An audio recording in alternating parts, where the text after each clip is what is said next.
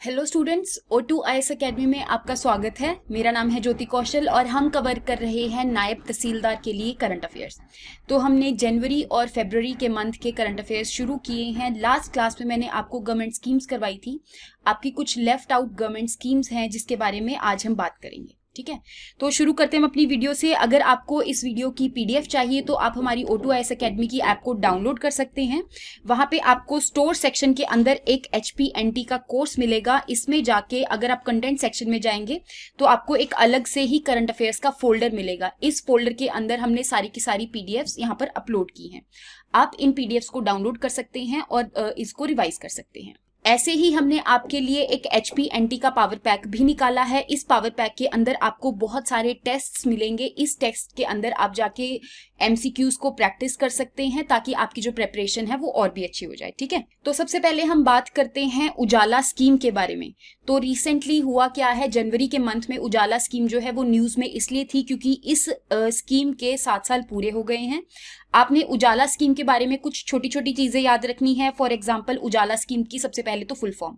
उजाला का मतलब है Unnat Jyoti by affordable LEDs for all.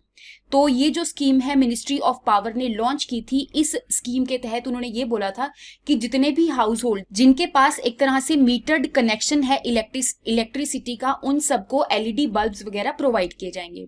ये जो LED बल्ब्स हैं, आपने देखा होगा कि ये जो LED बल्ब्स हैं उसमें थोड़ी सी व्हाइट लाइट होती है एज कंपेयर टू जो पुराने बल्ब्स हैं उसमें थोड़ी सी येलो लाइट होती थी। और तो उन बल्ब्स की जो एनर्जी कंजम्पशन है वो बहुत ज्यादा होती है।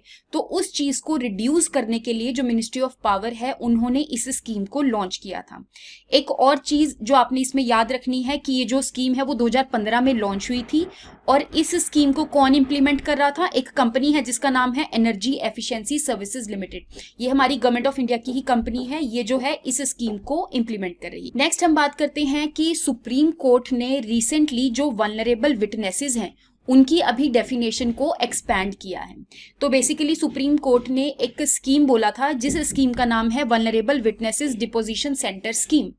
इस स्कीम के तहत ये बोला गया कि जितने भी हाई कोर्ट्स हैं उनको ये ऑर्डर दिया गया कि वो सारे एक तरह से इस सेंटर को डेवलप करेंगे। एटलीस्ट एक डिस्ट्रिक्ट के अंदर एक वल्नरेबल विटनेस डिपोजिशन सेंटर होना चाहिए। अब इस सेंटर का काम क्या होएगा? आपको पता है कि ये विटनेसेस सेंटर है। दैट मीन्स जितने भी एविडेंस वगैरह लेने के लिए जितने भी विटनेसेस होंगे तो वो यहाँ पर आकर अपनी जो भी विटनेस देना होगा वो यहाँ पर आके इस सेंटर में दे सकते हैं। तो बस सुप्रीम कोर्ट ने अभी किया क्या है कि जो वल्नरेबल विटनेसेस हैं उनकी डेफिनेशन को अभी एक्सपैंड किया है। एक्सपैंड करके उन्होंने बोला कि यहाँ पर जितने भी मेंटल इलनेस के जितने भी विटनेसेस होंगे वो भी वल्नरेबल विटनेसेस की कैटेगरी में इंक्लूड होंगे। दैट मीन्स जो भी मेंटल प्रॉब्लम है एक तरह से उससे जूझ रहे हैं तो वो भी आकर इस सेंटर में अपने विटनेसेस दे सकते हैं। इससे पहले जो वल्नरेबल विटनेसेस हैं उनकी कैटेगरी में जो डेफिनेशन आती थी, फॉर एग्जाम्पल जो सेक्सुअल असॉल्ट के जितनी भी एज रिलेटेड विक्टिम्स हैं वो आते थे इसमें। Then is gender neutral victims, that means यहाँ पे जितने भी बॉयज और गर्ल्स हैं जो कि सेक्सुअल असॉल्ट के विक्टिम रह चुके हैं वो भी इनके लिए एक तरह से विक्टिम सेंटर था। तो अब इन्होंने किसको इंक्लूड कर दिया है? मेंटल इलनेस के विक्टिम्स को भी यहाँ पर इंक्लूड कर दिया। बस आपने ये चीज याद रखनी है। नेक्स्ट हम बात करते हैं कि जो मिनिस्ट्री ऑफ पंचायती राज है उन्होंने अभी rural area development plan formulation and implementation की जो गाइडलाइंस है उसको अभी रिवाइज किया है। ठीक है, ये कुछ गाइडलाइंस है जो भी रूरल एरियाज है उसको डेवलप करने के लिए। ये जो गाइडलाइंस है 2017 में एक तरह से लॉन्च हुई थी और जो किसने लॉन्च की थी? मिनिस्ट्री ऑफ पंचायती राज ने लॉन्च की थी। तो इसकी जो 2021 वाली गाइडलाइंस है उसको रिवाइज किया गया है, इसीलिए ये न्यूज में थी। तो ये गाइडलाइंस बेसिकली यही बोलती हैं कि जितना भी एक तरह से रूरल एरियाज है उसके लैंड को इफेक्टिवली मैनेज करने के लिए जो भी प्लानिंग वगैरह करी जानी चाहिए वो सारी इस गाइडलाइंस में दी जाती है। बस थोड़ा सा आपको आइडिया होना चाहिए कि ये गाइडलाइंस होती क्या है और ये कौन सी मिनिस्ट्री ने लॉन्च करी। तो यहाँ पे आप देख सकते हो जैसे कि ये जो गाइडलाइंस है वो विलेजेस के अंदर ईज ऑफ लिविंग को एक तरह से इंश्योर करती हैं ताकि जो रूरल एरियाज हैं वहां पे जो लोग हैं एक तरह से अच्छी तरह से रह सके और कम से कम माइग्रेशन करें अर्बन एरियाज में। तो ये गाइडलाइंस ये बोलती हैं। नेक्स्ट हम बात करते हैं कि जो हेल्थ एंड फैमिली वेलफेयर की मिनिस्ट्री है उन्होंने अभी एनीमिया मुक्त भारत स्ट्रेटेजी जो है उसके बारे में इंफॉर्मेशन प्रोवाइड करी थी। तो एक बार हम देख लेते हैं कि एनीमिया मुक्त भारत स्ट्रेटेजी है क्या। तो ये जो स्ट्रेटेजी है वो 2018 के अंदर लॉन्च हुई थी। इसके अंदर जितने भी अलग अलग सेक्शंस हैं सोसाइटी के, ठीक है, इनकी स्ट्रैटेजी क्या थी, 6x6x6 की स्ट्रैटेजी थी। दैट मीन्स हम 6 बेनिफिशियरीज को टारगेट करेंगे। इसमें 6 बेनिफिशियरीज कौन कौन सी हैं, फॉर एग्जाम्पल जो बच्चे हैं 6 से लेके 59 मंथ तक की एज के, उनको टारगेट करेंगे। देन इज जो एडोलेसेंट गर्ल्स एंड बॉयज हैं जो कि 10 से लेके 19 साल की उम्र तक के हैं। प्रेग्नेंट वुमेन को ये एक तरह से टारगेट करेंगे। तो ये अलग अलग बेनिफिशियरीज दिए गए हैं जिनको ये टारगेट करने वाले हैं। इनको टारगेट करके करेंगे क्या, इनके अंदर जितना भी एनीमिया हो रहा है उसको एक तरह से रिड्यूस करने की कोशिश करेंगे इस स्ट्रैटेजी के तहत। दूसरी बात इन्होंने बोला कि जो 6x6x6 स्ट्रैटेजी है, एक तो हो गया बेनिफिशियरीज के लिए, दूसरा हो गया यहाँ पर इंटरवेंशंस के लिए। तो उन्होंने बोला कि हम एनीमिया को रिड्यूस कैसे करेंगे, 6 इंटरवेंशंस करेंगे। ये 6 इंटरवेंशंस मैंने यहाँ पर इनलिस्ट की हुई है। फॉर एग्जाम्पल डीवर्मिंग करेंगे। डीवर्मिंग का मतलब होता है कि जैसे जो भी बच्चे होते हैं अगर उनके पेट में वर्म्स हो जाते हैं तो उसकी वजह से एक तरह से उन वर्म्स को रिमूव करने के लिए डीवर्मिंग की जाती है, तो उनको दवाइयां दी जाती है, ठीक है। उसकी वजह से भी जो आयरन है वो बेसिकली उनकी बॉडी में कम हो जाता है, तो इसीलिए उनकी डीवर्मिंग करी जाती है। फॉर एग्जाम्पल इनको यहाँ पर एल्बेंडाजोल वगैरह दी जाती है। फॉर एग्जाम्पल यहाँ पे आयरन फॉलिक एसिड की सप्लीमेंटेशन दी जाएगी, फॉर एग्जाम्पल जैसे दवाइयां वगैरह हैं वो दी जाएंगी। देन इज जितने भी एनीमिया के नॉन न्यूट्रिशनल कॉजेज हैं उनको यहाँ पर एड्रेस किया जाएगा। तो यहाँ पे अलग अलग इंटरवेंशंस हैं। और तीसरी चीज क्या है, यहाँ पर 6 इंस्टीट्यूशनल मैकेनिज्म है। दैट मीन्स इन इंस्टीट्यूशंस के हिसाब से या फिर इन इंस्टीट्यूशंस को यूज कर कर हम एनीमिया को एक तरह से हमारे भारत के अंदर एनीमिया से मुक्ति पाएंगे। तो यहाँ पे आपने ये याद रखना है कि 6x6x6 स्ट्रैटेजी है क्या और यहाँ पर कौन कौन सी बेनिफिशियरीज को टारगेट किया जा रहा है। ये स्कीम जो है 2018 में लॉन्च हुई थी। एक बार हम एनीमिया के बारे में बात कर लेते हैं। एनीमिया का मतलब होता है, फॉर एग्जाम्पल आपकी जो बॉडी है उसके अंदर रेड ब्लड सेल्स होती हैं।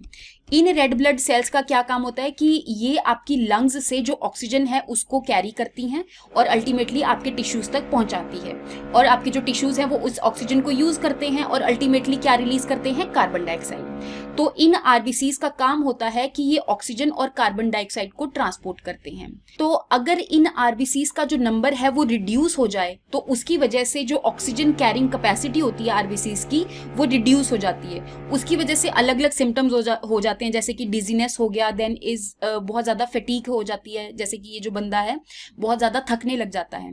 तो ये सारे एनीमिया के सिम्टम्स हैं। और इस स्ट्रैटेजी के तहत आयरन फॉलिक एसिड सप्लीमेंटेशन देने की बात इसलिए करी जा रही है क्योंकि आरबीसीज में जो ऑक्सीजन जिसके साथ कंबाइन करता है वो होता है आयरन।